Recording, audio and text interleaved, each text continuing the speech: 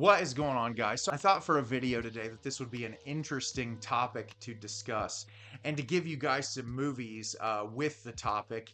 But recently a film was released called Saltburn. After Saltburn was released, there was a lot of discussion surrounding the film and a lot of people discussing how disturbing it was. People were walking out of the theater. They were very uncomfortable with the subject matter. And I released my review for Saltburn not too long ago. And disturbing, I wouldn't go that far. There are a couple of scenes that might be a little bit uncomfortable, but honestly, like, this is nowhere near as disturbing as some films that I've seen in my life. And I always find it really interesting what can get to an audience, what can make an audience uncomfortable, because genuinely speaking, I feel like the reason why films are deemed disturbing normally is because I feel like our culture is very conservative, and because of the conservative nature of our culture, that anything hypersexual or over the top in that manner makes people uncomfortable because they're not used to it. So whenever someone deems a film disturbing, I always find it relatively comical, especially in the terms of Saltburn, where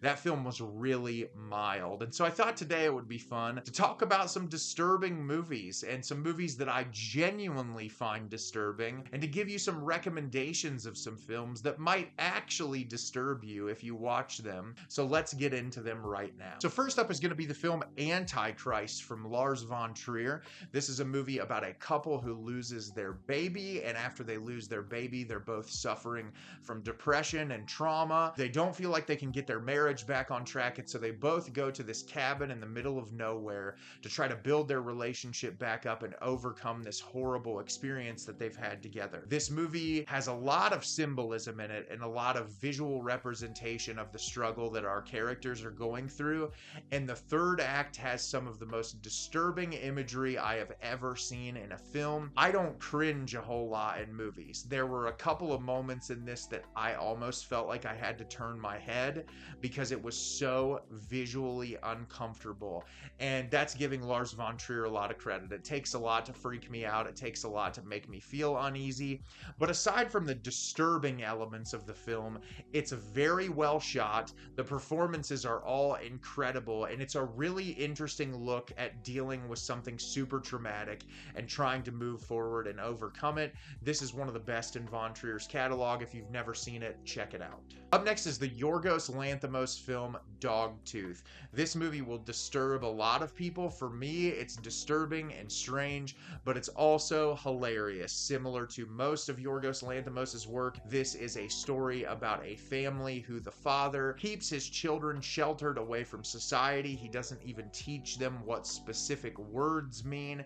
They're not allowed to leave the house, and it's all about the relationship dynamics between these characters. The film depicts incest. It depicts all different kinds of very taboo issues, and it's psychologically fascinating to think what would happen if you build a familial dynamic, build these relationships, but don't teach them anything about society at all. What's normal, what is societally acceptable. And it's a fascinating film that is willing to dive into some really disturbing topics in order to convey its message and the dangers of being an overprotective parent. I think it is a brilliant film early in Lanthimos' catalog that just proves what an incredible director he is. This is essential viewing. Up next is one of my favorite films of all time, the Andrei Zulawski film Possession.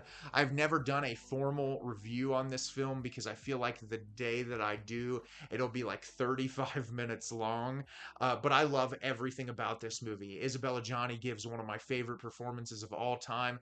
This is a story about a married couple going through a divorce. The wife disappears for long periods of time. Her husband, played by Sam Neill, does not know what she is doing or where she is going, and he decides to start investigating for himself. This movie has some incredibly disturbing images that will sit with you for long after the film is over. Isabelle Adjani has one sequence in particular that, if you've never seen the movie, is her having this insane meltdown in the middle middle of a subway station where she's throwing her groceries everywhere. She's like vomiting out of her mouth. It's just really disturbing and unsettling and uncomfortable, but it's symbolizing something much larger about this marital relationship, about the inner workings of this couple, about how women are perceived when divorce happens, how they're viewed by men in particular. There's so much that the film is unpacking.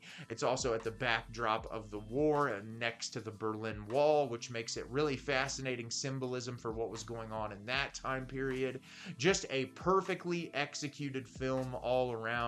As far as disturbing cinema goes, this is at the top of my list. Up next is the David Lynch film Twin Peaks: Fire Walk with Me, one of my favorite movies of all time, proving that you don't necessarily have to have super disturbing images on screen to make a film disturbing. The implications as to what happened to Laura Palmer's character are incredibly disturbing and heart-wrenching and really uncomfortable and unsettling. But what makes this movie so brilliant is showing this young woman's perseverance through these horrible tragedies that she has experienced. It has amazing performances. Cheryl Lee's performance in this film is one of my favorite performances of a movie of all time.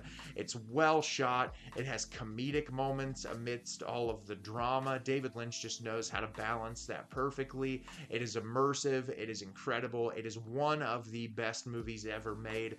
Obviously, I recommend watching the Twin Peaks series before you watch Fire Walk with Me, but I think the movie stands up really well on its own. Up next is the film Funny Games, directed by Michael Haneke. He's actually done two versions of this, but I'm going to discuss the original 1997 version, and this is another film that is proof that you do not have to show violence on screen to make something disturbing and uncomfortable. It is about a family that is going on vacation together, that these two men show up at their front door, break in, and take them hostage.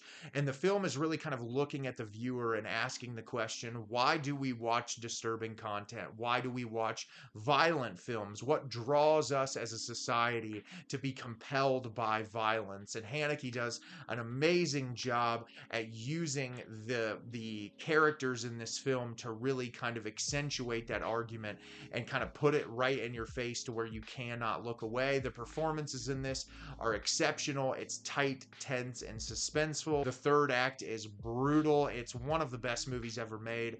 Michael Haneke is just an incredible director. Please watch this if you've never seen it.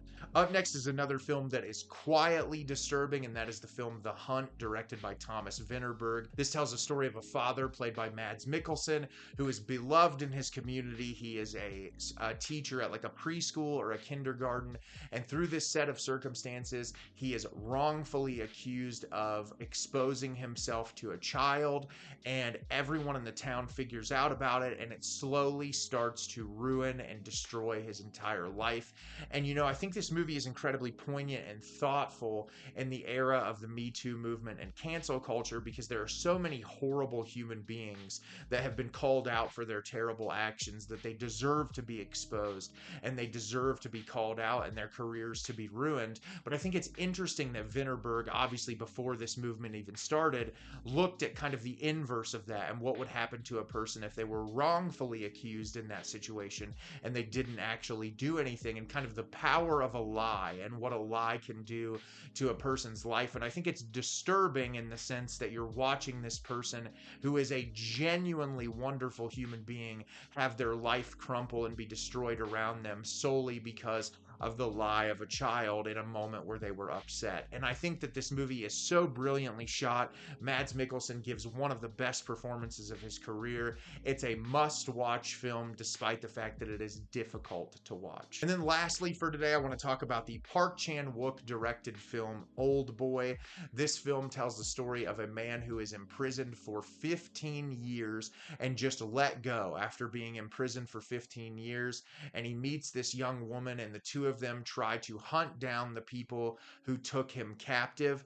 I don't want to get into detail whatsoever as to why this film is disturbing, but it is truly one of the most unsettling and disturbing films I've ever watched. The amount that happens in the third act, your jaw will be on the floor. I don't think your mind will be ready to process all of the really unsettling things that occur in this movie. And it's just amazing. It got a re-release last year through Neon. It had a restoration and I was really bummed I didn't get to see it in the theater at that period in time. But I've seen this movie 2 or 3 times, and it just gets better every time I watch it. Please check this movie out if you've never seen it before. So what are some of the most disturbing films you've ever seen? Let me know in the comments, and let me know if you'd like me to do a part 2, because there are probably 4 to 5 parts of this that I could make and talk about films that are far more disturbing than Saltburn. As always, if you can like the video and subscribe to the channel, helps me out a lot and lets me know the type of content you're looking for. I'm always putting out new material and look forward to getting more out for you in the near future. And as always, everyone, thank you so much for watching, and have a great rest of your day.